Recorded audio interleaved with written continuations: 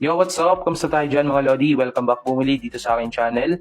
In this video mga Lods ay pag-usapan lang po ulit natin itong application ni Color Sort. So sa mga hindi pa po familiar dito sa game ay nagawa na po natin to ng review. So pwede nyo pong panoorin yon. At sa video ito mga Lods ay update naman po natin yung kanyang withdrawal system dito sa kanyang green money. Okay? So papakita ko sa inyo dito mga Lods kung paano mag-withdraw at mag-share din po ko sa inyo dito ng tips at magla-live withdrawal test din tayo dito mga Lods para malaman natin kung legit na nagbabayad nga ba itong application ni Color Sort. Okay? So, bago yan mga Lods, ay disclaimer lang po, this video is for education and review purposes only. At lahat ng ipapakita sa inyo sa video ito ay based lang po sa aking personal experience. At bago tayo magpatuloy mga Lods, so congrats at shoutout nga pala sa ating mga napili. Okay mga Lodi, so proceed na tayo dito sa withdrawal. At bago ako napunta dito mga Lods ay ganito muna yung una kong experience. Ayan, so bali meron ako naipon dito na 652 na green. So pinili ko dito is 600.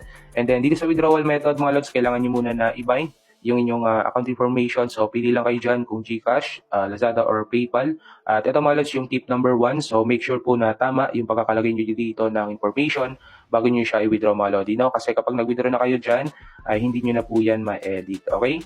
So yun mga Lods, and after nyan, so click ko na yung withdraw. And then dito lang nga po tayo napunta. Okay?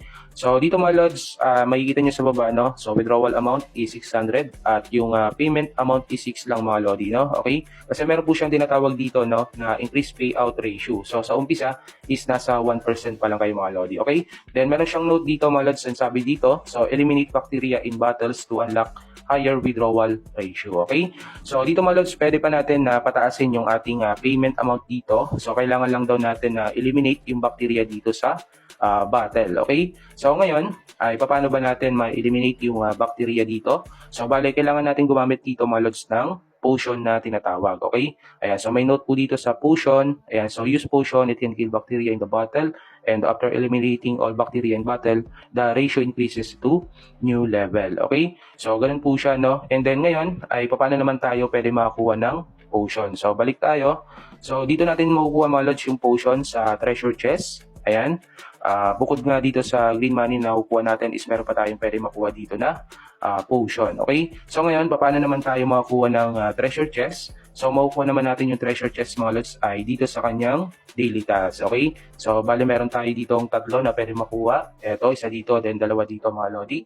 At bukod dyan, kung nag-invite din po kayo dito sa game, ay pwede rin kayo makakuha ng chest sa inyong invite. Depende po kung gaano sila ka-active na naglalaro ng game. Okay?